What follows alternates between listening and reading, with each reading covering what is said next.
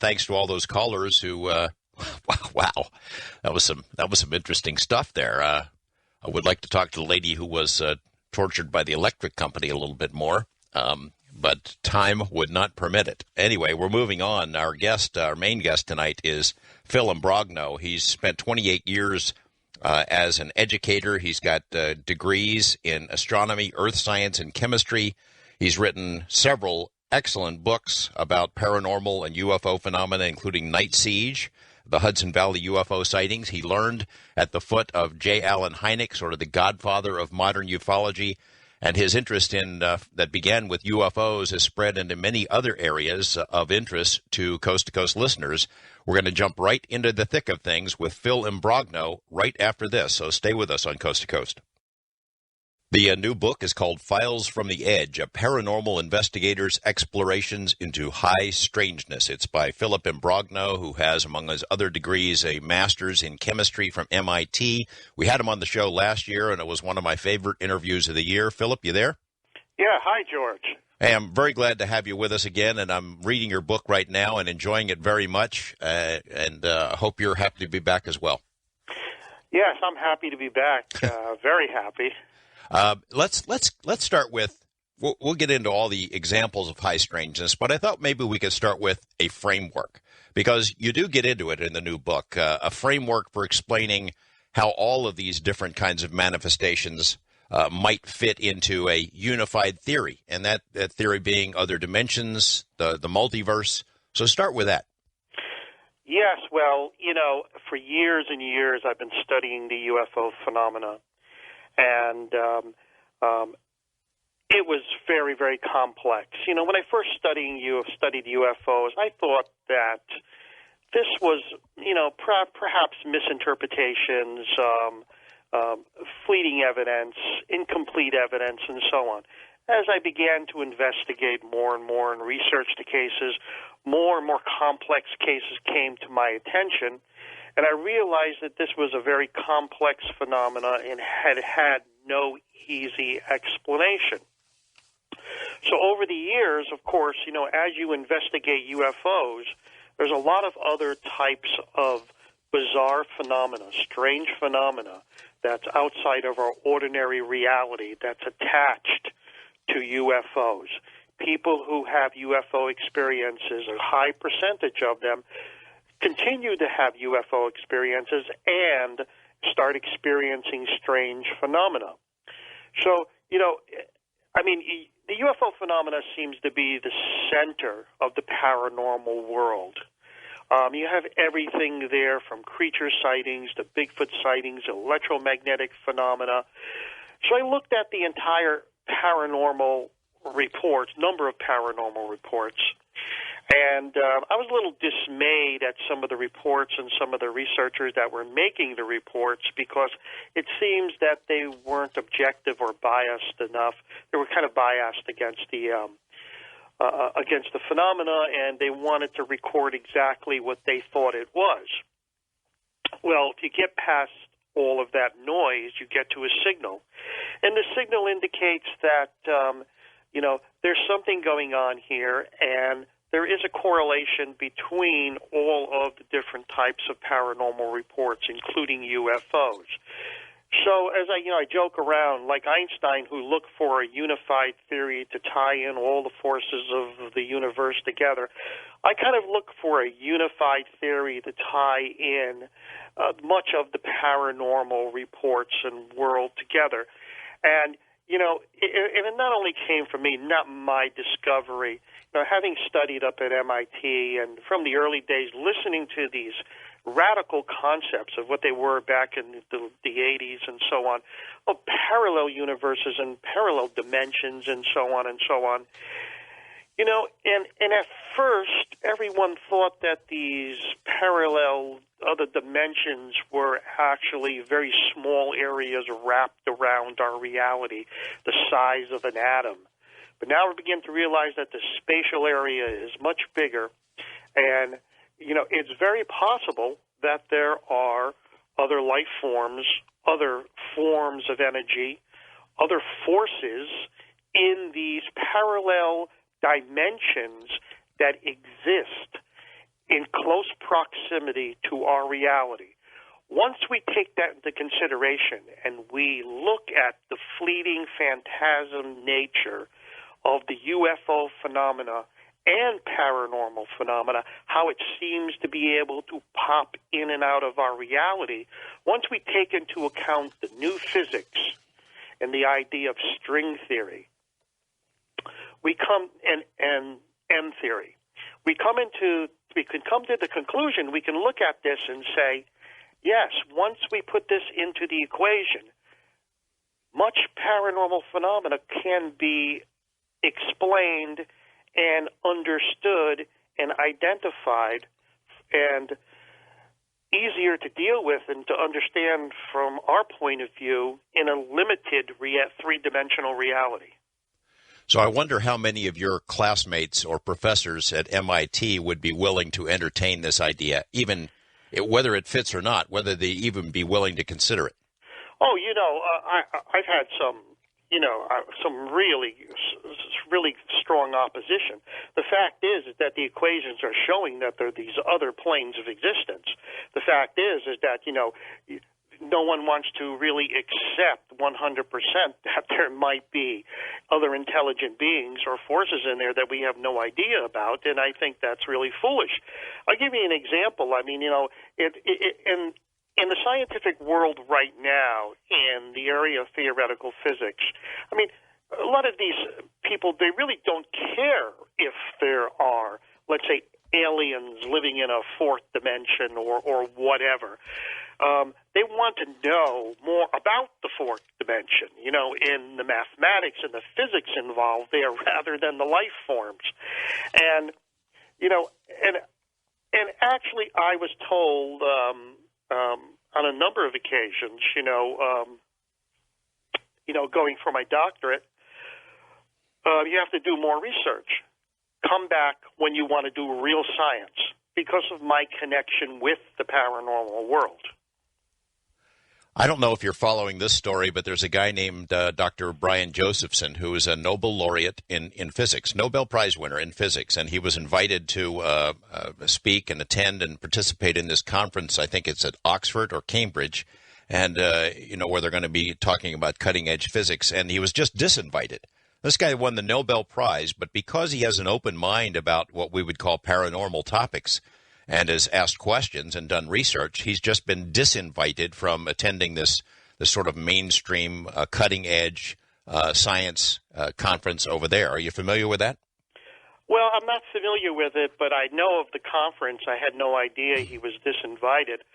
But I'll tell you, that's basically true. I mean, with the reality, if you work outside of the equations in theoretical physics, you're considered a radical, and there's no room for speculation. But, you have to consider this, that the people today who are doing all this cutting-edge theoretical physics in a multidimensional, multiverse, these are the people who were considered radicals when they were graduate students doing this work and pioneering it. And the older group, the older established group back in the 70s, were looking at these people like they were some just, wild-eyed kids with speculation with no backing.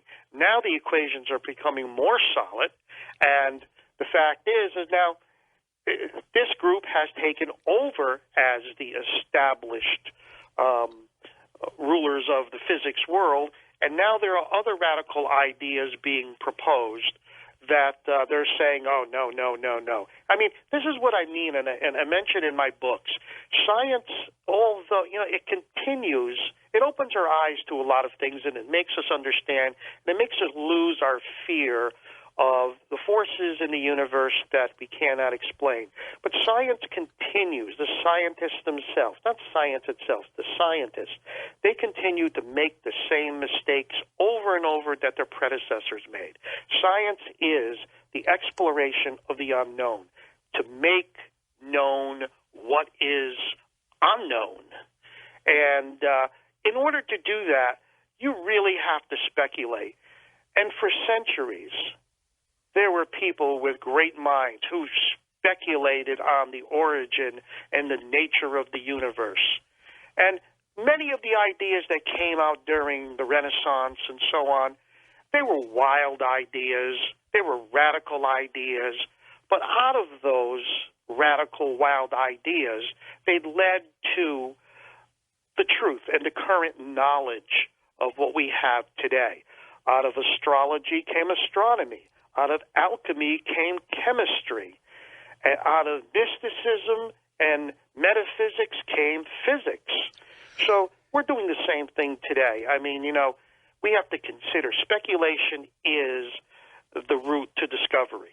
Let's keep it in the sort of the theoretical framework, looking at big picture stuff, and then we'll get into specific cases that you've investigated. But I want to talk for a minute about the nature of evidence, because you've covered a wide variety of paranormal type phenomena, looking at UFOs, and every time I have a show or I host a show on this topic, I get emails from people who say, there's no evidence. There is nothing that constitutes evidence in any of these regards. I guess, could you talk for a moment or two, maybe just in the UFO arena, about the nature of evidence, the types of evidence that would convince just about anyone that something really is going on? Well, the major evidence that you have, of course, is the statements of the witness. I don't care if you have, videotape footage. I don't care if you have whatever you have. It stems down to the nature of the witnesses involved. Are they reliable witnesses? And Dr. Hynek, when I worked with him, he was adamant about the quality of the witnesses. The quality of the witnesses make the case. Physical evidence in the UFO phenomena is very rare. There are people who claim to have pieces of metal. There are people who claim to have this and that, but none of it has ever been verified. And in my many conversations with Alan Hynek and talking about this, after a while, Alan Hynek began to realize, that the extraterrestrial hypotheses for UFOs of them being nuts and bolts spaceships, this seems to not apply to a good percentage of the UFO phenomena, because there are no artifacts, there are no pieces of evidence available from UFOs. Therefore, but UFOs continue to be reported. They're more than misinterpretations, so we have to assume that they're perhaps made up of something that does not leave behind a physical evidence in itself. Same thing with paranormal phenomena. If you are dealing with something that is not physical in the sense as we know it, therefore there is going to be no physical evidence. On the other hand, there is evidence that's in the outskirts of investigations. For example, there's photography, there's videotape, and so on. But, today, unless you know who the photographer is and you know that they're not going to fake something, photographic evidence is, just as good as the witness's reputation. However, there are other things that are being produced today because of technology. There are things like electronic voice phenomena, which has been produced on tape recorders by UFO investigators during UFO investigations, especially contact cases since the 1960s. It's not something recent that the ghost hunters picked up and so on and so on, but it's been going on for a very long time. And it's even happened to me a couple of times. I've heard EVP, and they have today there are a great number of devices which have been built which scan the AM bands, which I was very skeptical of to begin with, but it seems that there is something that is bridging the dimensions to put short messages on this equipment. So when someone says, well, there is no evidence, first of all, you have to remember also that all of the paranormal researchers, whether they're in UFOs or ghost hunters, nobody gets along. The ghost hunters think everything is ghost. The UFO people believe everything is aliens, and so on and so on. People looking for Bigfoot, they don't want to deal with anything else. They have to realize that in order to study and understand the paranormal world, we have to study it as a whole and not little individual pieces of the puzzle. So, and there is no coordinated effort.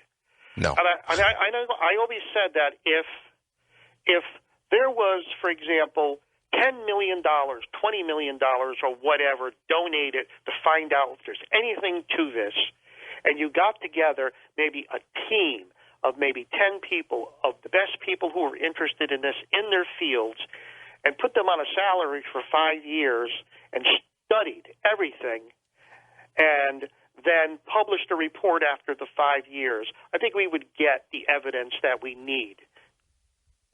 Well, you look at ufology and how it has progressed since you've been in it. At the beginning, 30 years ago, when you were first starting looking into stories about UFOs, you had the hardcore saucer nuts who did not want to talk about anything other than UFO as being craft from another planet. They were uncomfortable even considering the idea that anyone was inside, and they were crazy about the abduction stories and contactees and things like that when they first burst onto the scene. And now the field is fairly comfortable with those kind of concepts.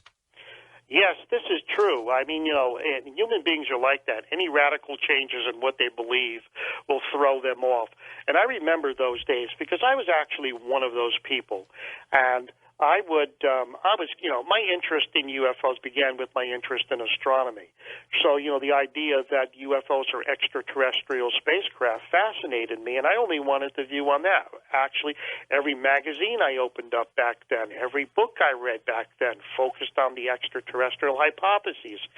During the 60s, going into the 70s, there was only one person who was thinking outside of the box, so to speak, and that was John Keel, who was saying that, there's something else here. And, he began with the terms ultra-terrestrials and so on and so on. And, of course, John really didn't have the physics background to understand, what was going on, but he was just simply trying to explain that all this phenomena disappears and reappears, and it's coming from somewhere else. It's not coming from, our physical universe. And there's one thing I will never forget is that, Allen Hynek, back in those days was also very, very careful about what he said about the UFO phenomena. And he tried to keep it, as he said to me, respectable. And he was one of John Keel's greatest critics. However, towards the end of Allen Hynek's life, he was visiting me, and he was, eating his vanilla ice cream with chocolate, which he loved every evening. And then after that, he would take out his pipe, and he was just puffing on his pipe. And just out of the blue, he looked at me, and he said, I think John Keel was right about this whole stuff. and then later on, a couple of years later, I called John and said, what Allen Hynek said? Allen Hynek said he believes that you were on the right path all along. And John was shocked. He said, I can't believe it. This guy was constantly criticizing me and my work in UFOs. So I think actually we've come a long way. I try to show in my book Interdimensional Universe how the UFO phenomena progressed, especially for me. And if anybody wants an idea, you have to read Night Siege and then my books as they progress. And it shows my mentality changing, not because my philosophies are changing, it's because I'm learning. Well, that's the way it should be, right? Scientists investigate something. It's not supposed to be, the explanation of the uninvestigated. It's supposed to be investigating the unexplained. And you're supposed to look at new evidence and come up with new theories and conclusions based on that evidence. And that all too often is not what happens in science. Well, this is true. I've come across it many times. And I would talk to, let's say, someone who's a professor at physics and so on, or astronomy or astrophysics, and he says, "Oh yeah, you're the UFO guy that's given us a bad reputation here." I said, "Well, and he said, there's nothing to it." And I said, "How do you know? Have you ever investigated or looked into UFO sightings except what the papers are saying? Have you ever talked to the witnesses, these credible people who are having incredible encounters? Have you ever talked to anybody who had?" And he said, "No." And I said, "Then how could you base your conclusions Because it's based on scuttlebutt or what other people who also have not read the research have told them. We're talking with Phil Imbrogno about his new book, Files from the Edge. Stay with us. We'll be right back with more Coast to Coast AM. We're talking with Philip Imbrogno, author of the new book, Files from the Edge. He spent 30 years investigating UFOs and the paranormal and now believes there's something approaching a unified theory of weirdness, that is, other dimensions, other realities that occasionally intrude on our reality and manifest themselves as aliens or poltergeists or whatever. My question would be, do we intrude on their world? And we'll get into that as soon as we come back from this break. Stay with us on Coast to Coast AM. Philip Imbrogno is my guest. He's written a new book called Files from the Edge based on 30 years of research. And, Phil, you were talking about sort of this unified theory to explain intrusions into our world by other realities, poltergeists, UFOs, things of that sort. Have you ever wondered whether we intrude on theirs? Are they aliens walking around and wherever they live and suddenly a cow from Utah pops up over there? You know, it's possible. I mean, it's very, very possible when these parallel realities bridge that individuals, objects, or whatever may disappear from our world into there. I mean, there are people who disappear every year without a trace. You know, if we can discount the foul play and people just wanting to run away, there are people who disappear for no apparent reason. There are people who've actually walked, for example, if they went out for a walk. And they have cases like this, and there are multiple cases that come from around the world, but they're very rare, but they do happen where people are walking. And all of a sudden, they feel a little dizzy. They sit down for a minute, and they open their eyes, and they're somewhere else. And they're wondering where they are, and they keep on walking, and then they get dizzy again, and all of a sudden, they open their eyes, and they're back in their own reality. I mean, it's very possible that we may shift realities from time to time. And these other dimensions where perhaps these other beings or entities exist that are responsible, let's say, for our paranormal phenomena. According to the equations, there's another dimension that exists very, very close to ours. It almost like rubs with ours, and a thin membrane separates it. And that at times, perhaps, the beings or entities or intelligences in that dimension, at times when there's a twisting of the space in the area, the space-time, and these dimensions actually loop around each other, allowing some type of communication between the two dimensions. They may see us as shadows, and we may see them as shadows or ghost-like appearances. So I believe it's very possible at times that it's happening that we can perceive these other dimensions slightly, but it seems like from the reports that they're able to, whoever they are, they're able to perceive us more and detect us more. And there's all kinds of crazy stories, too, about government experimentation, about bridging these dimensions and communicating with these beings and trying to capture them as they enter our world. I mean, well, are those crazy stories, or do you give any credence to those stories? Well, I didn't for a while, but I think it's very, very possible that, if these other entities or beings from this parallel reality come into our world with a certain technology, and that a certain operating aspect of the government knows about it, an operation, that they would try to attempt to capture these creatures. I have reports, for example, where paranormal phenomena has been occurring, and where military operations have appeared claiming that a training exercise is going on in a populated little town, and they cordon off the town and block it off, and they're hunting something. Now, in 1995, I was in Saudi Arabia, and this is a long story that's coming out in a book that I wrote with Rosemary Ellen Guiley, which is coming out in March of 2011, and And it started my interest in these dimensional beings. And of course, in Saudi Arabia, they know they exist. The Islamic people know they exist. They call them the jinn. Like genies, right? Yes. Yeah. And they've been around. They say they're the hidden ones. They live in a world that's very close to ours, and they stay hidden from us. The word jinn means hidden. And so, so the fact is, over in Saudi Arabia, I was told that the United States government, as well as some other governments, were there trying to capture one of them as they come in and out of our reality, in and out of our dimension, so to speak, because they're carrying some type of technology which enables them to cross the dimensional rift.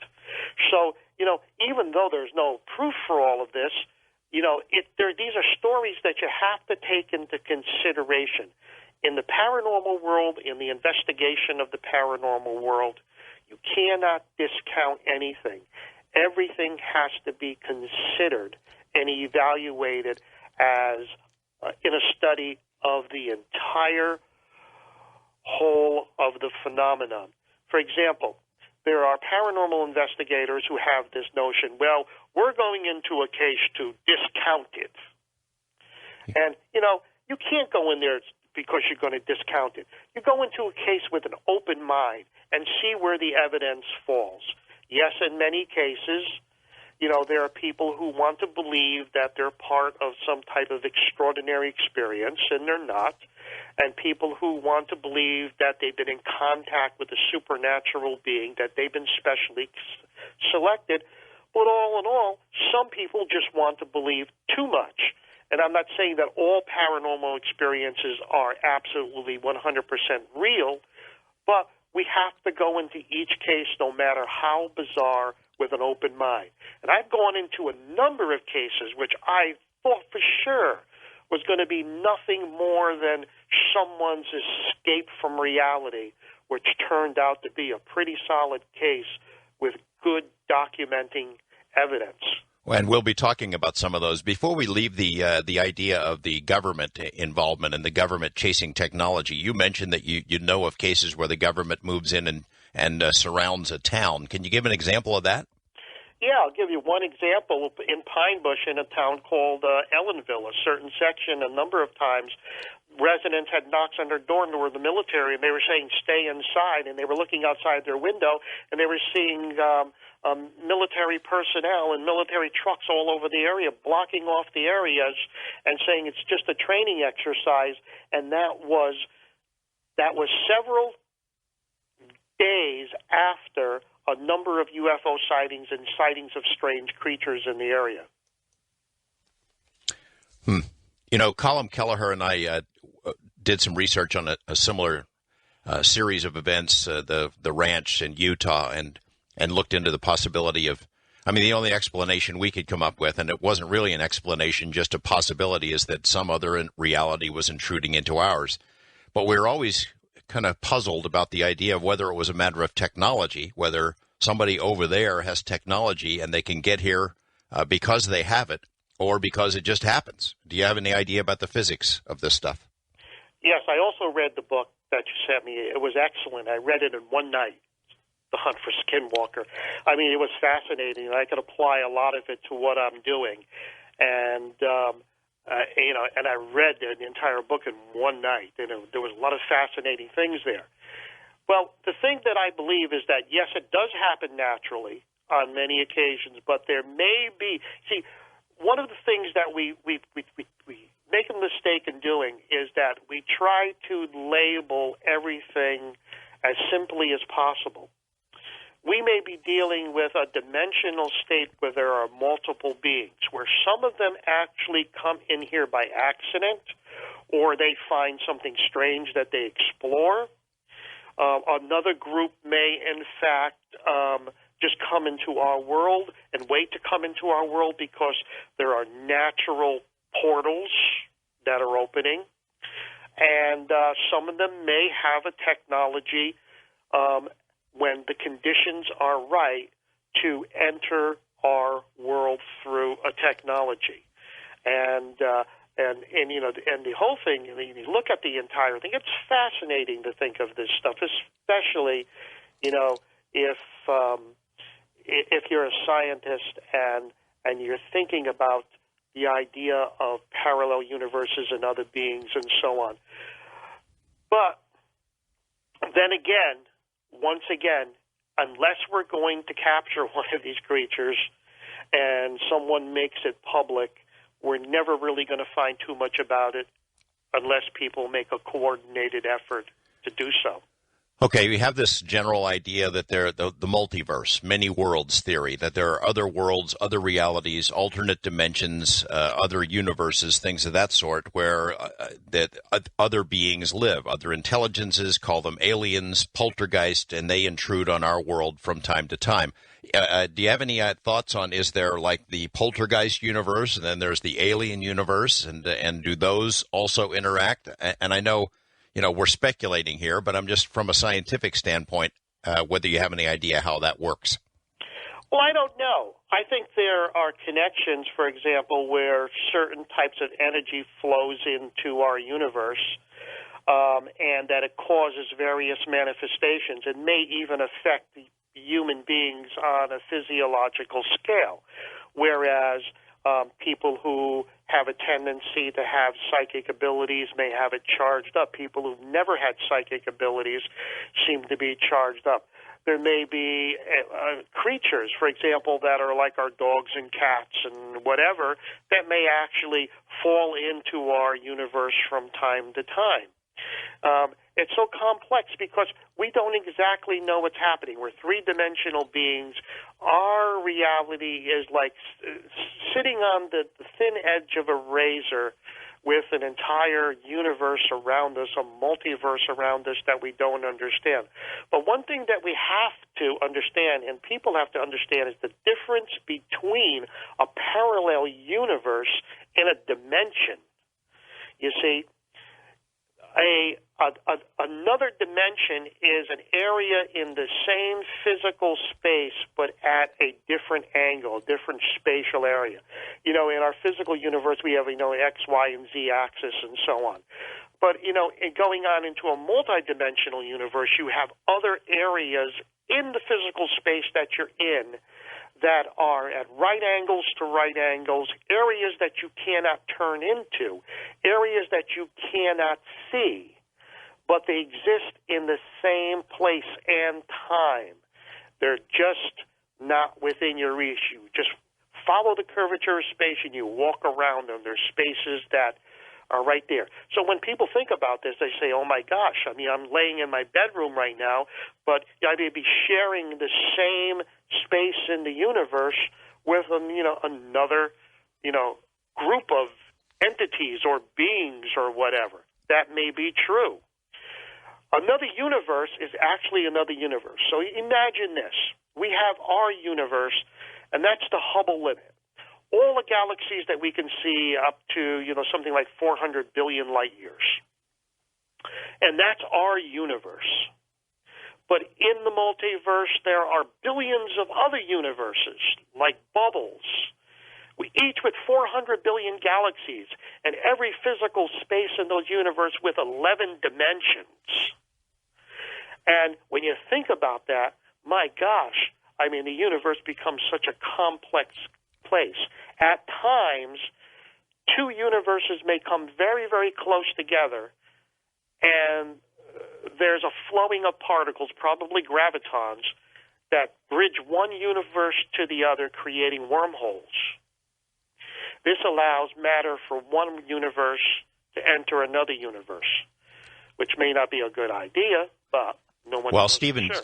I don't know if you saw the remarks from Stephen Hawking this weekend, and it's posted on the website, the Coast to Coast website, where he is, he's always sort of been hostile to the whole extraterrestrial topic, but now he's putting out a warning saying maybe they're out there. There's no question they're out there somewhere. It's highly likely that there are other advanced species and lesser advanced species, but we shouldn't try to contact them because it could go badly for us.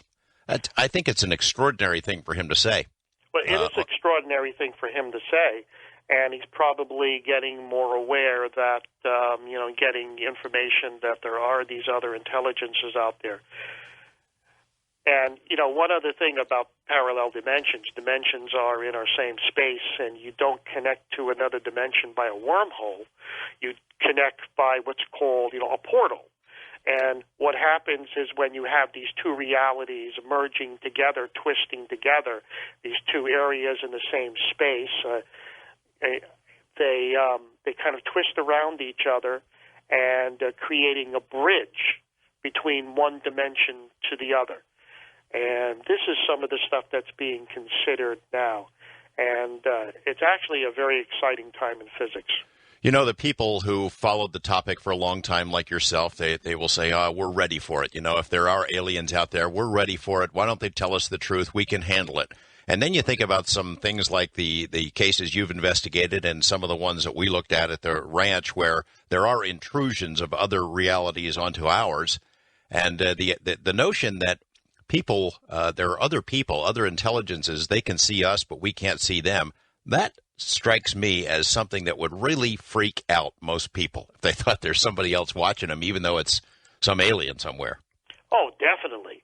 I mean, I would say, have you ever gone down into a dark basement and feel like someone's watching you, or waking up in the middle of the night and feel a presence in your room, but no one's there, but you get out of bed and start searching your entire house? There actually may be someone there. In the Middle East, the Islamic people believe that a jinn can actually share the same house as you do. And they stay hidden, but they can perceive you. And many of them will actually leave their homes if they feel that it's also the home of a jinn. So, I mean, that's an idea. You see, human beings are very, very afraid of the unknown. What they don't understand, they try to understand by identifying it and feeling comfortable with it, with something they know. But you're right. The idea that there are these other beings around us can really freak people out, that they're watching us, but we can't see them. We only perceive them as shadows from time to time, which could explain the increase in the number of sightings of shadow people in homes. And some of these beings and some of these entities may not exactly be very nice. Well, you would expect that, wouldn't you? That it runs the gamut. Yeah, we got our good, your good ones and your bad ones, just like human beings. And, I mean, if you go back into some of the ancient legends, these dimensional beings that are close by us are mentioned over and over again, especially in the Quran. And, they are called the jinn, the hidden ones, and not because they hide from us, it's because they're in a dimension that we cannot see. A fifth spatial dimension, so to speak, where they can perceive us, but we can't really perceive them. One of the things you touch on in the book Files from the Edge is demons, the idea of demons. And I know a lot of religious folks think that demons is a better explanation for these alien visitations and sightings than ETs would be. Can you tell us, we got about 3 minutes before the break, can you tell us examples of demon research that you've gone after, case studies? Well, demon research is, I believe that the word demon has actually come from these dimensional entities. They're these entities who attach themselves to people. They attach themselves to homes, the areas, and they seem to generate a lot of paranormal phenomena. And the purpose is either communication of some sort that we're not aware of, or some type of incident to induce fear or harm. And when you take into account the idea, once again, of the Islamic jinn being a dimensional creature, we can explain the idea of what demons are. If you ask a demonologist, for example, and they are out there, what a demon is, most of them, they'll say evil spirit. None of them really can tell you exactly what a demon is, a fallen angel and so on, whatever. But, in Islam, there are no fallen angels. There are just evil jinn and evil people. Philip Imbrogno, we're going to take a break and come back to that subject and talk more about specific case studies from your book, Files from the Edge, poltergeist, UFOs, all kinds of strange stuff. Stay with us for the rest of our program here on Coast to Coast AM.